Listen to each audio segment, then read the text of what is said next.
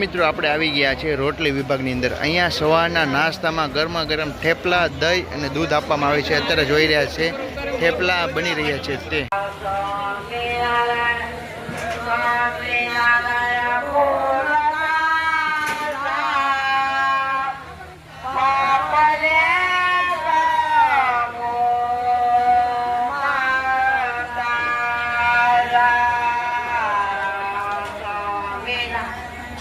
સાંજ માટે જે પાવભાજીની પ્રસાદી દેવામાં આવશે તો હું તમને બતાવી દઉં કે પાવનો સ્ટોક જોવો તો તમે પાવ। જય સ્વામિનારાયણ મિત્રો, આજે જે મહુવા મૂર્તિ પ્રતિષ્ઠા મહોત્સવ જે ચાલી રહ્યો છે તેનો આજે ચોથો દિવસ થઈ ગયો છે। તો ચોથા દિવસમાં ભાવિ ભક્તો માટે શું પ્રસાદી બની રહી છે તે આપણે જોવાનું છે। તો વિડીયોમાં એન્ડ સુધી જોડાયેલા રહેજો। ચેનલમાં નવા હોય તો પ્લીઝ ચેનલને સબસ્ક્રાઇબ કરો અને વિડીયોને લાઇક કર્યા વગર જતા નહીં। ખુશાલી લોકો તમામ મિત્રોનું હાર્દિક સ્વાગત છે। રસોડા વિભાગની અંદર આપણે એન્ટ્રી કરી ચૂક્યા છે। અહીંયા તમે જોઈ રહ્યા છો એક તાવોને એવા લાજ બધા લાઈનમાં ઘણા બધા તાવાની અંદર લાઈવ ગરમા ગરમ જલેબી બની રહી છે। અહીંયા જો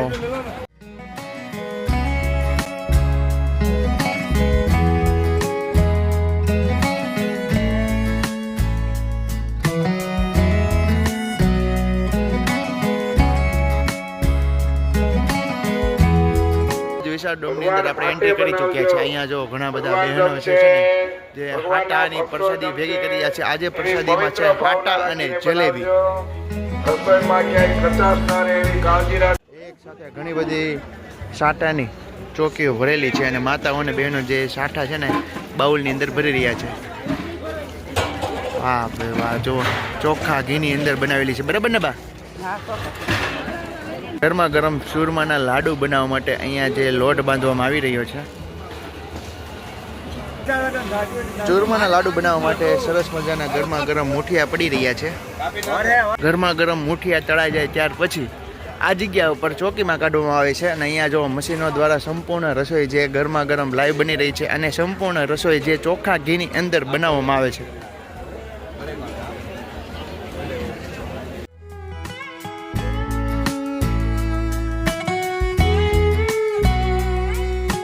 બપોરની રસોઈ માટે અત્યારે લાઈવ ગરમા ગરમ જે બે શાક બની રહ્યા છે। પેલું શાક તો જે કઠોળનું બની રહ્યું છે, ચોળીનું।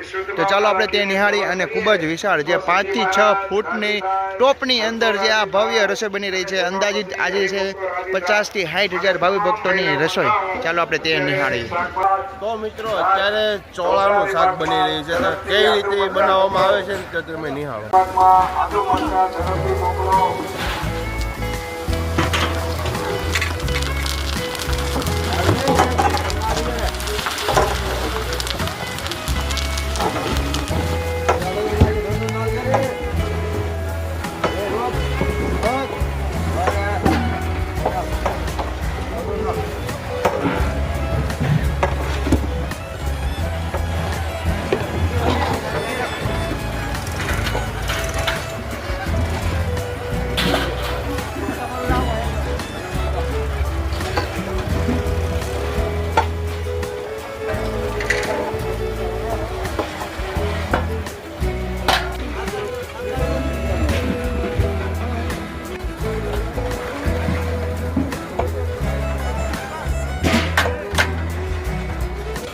અત્યારે મિત્રો લાઈવ ટમેટા નાખી રહ્યા છે।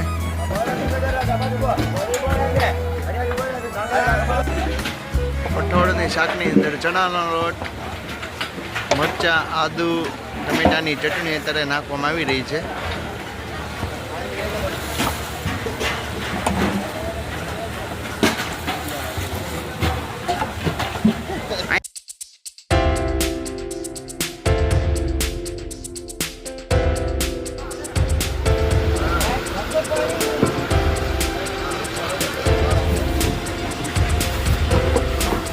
અત્યારે ખાંડ નાખવામાં આવી રહી છે।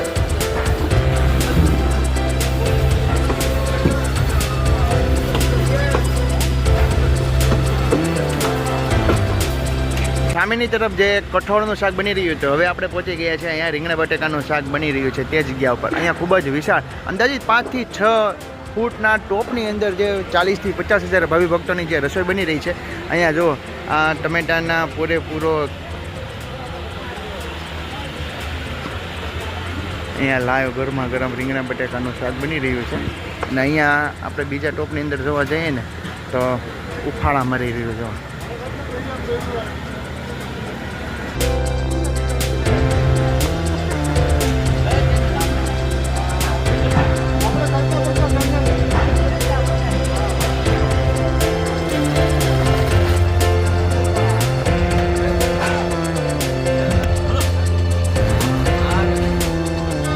હવે મિત્રો આપણે જોવા જઈ રહ્યા છે અહીંયા બપોરની પ્રસાદીમાં વાટીદાર ખમણ બનાવવામાં આવે છે.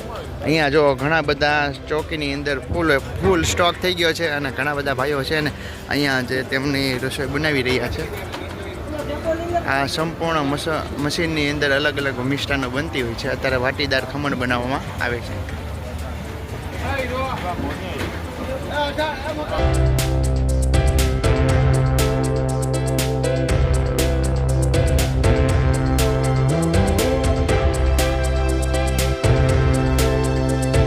હવે મિત્રો આપણે આવી ગયા છે દાળ વિભાગની અંદર. અહીંયા જે સામેની તરફ જે પહેલા ટોપની અંદર બની રહ્યું છે ને એ શું બન્યું છે?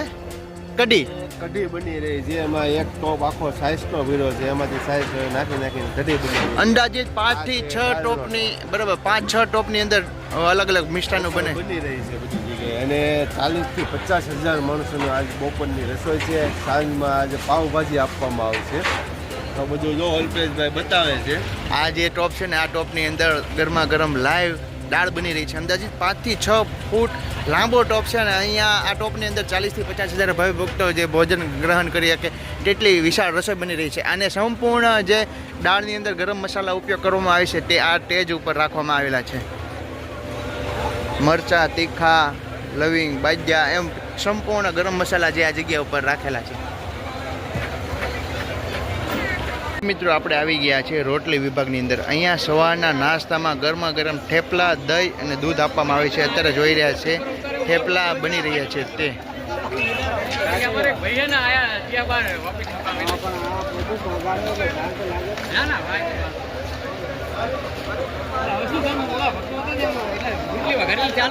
હવે મિત્રો આપણે પહોંચી ગયા છીએ ભાજ વિભાગની અંદર.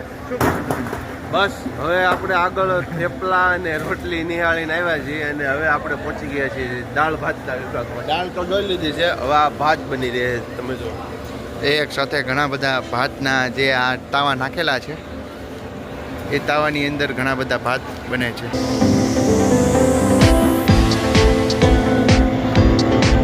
મિત્રો તમે જુઓ તો શાકભાજી જે અત્યારે બોલેરો ભરીને આવી રહ્યા છે, જે રીંગણા આવી ગયા છે. ખૂબ જ સરસ મજાના જે રીંગણાનો સ્ટોક થઈ રહ્યો છે. અને આ તમે જુઓ તો ટમેટા અને આ રીંગણા તમે જુઓ ખૂબ જ સરસ મજાના જે તાજા તેલ જેવા રીંગણા તમને અત્યારે અહીંયા જોવા મળશે. અત્યારે મિત્રો જે તમે જુઓ તો અત્યારે ખૂબ જ સરસ મજાના જે માતાઓ બહેનો જે સેવા કરી રહ્યા છે, જે વસ્તુ ખોલી રહ્યા છે. આ તમે જુઓ છો બદામ જે કાપવામાં આવી રહ્યા છે. અને આ તમે જુઓ તો મરચીનો વિભાગ છે.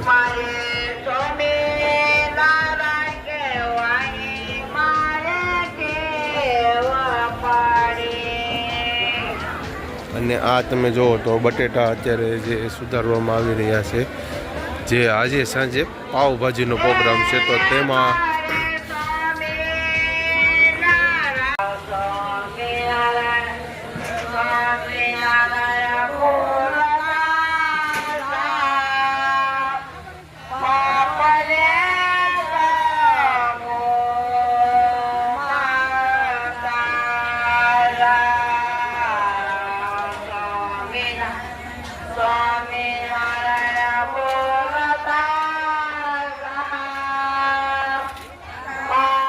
આ મિત્રો જે તમે જુઓ તો આજે બપોરની પ્રસાદી આપવામાં આવશે જલેબી.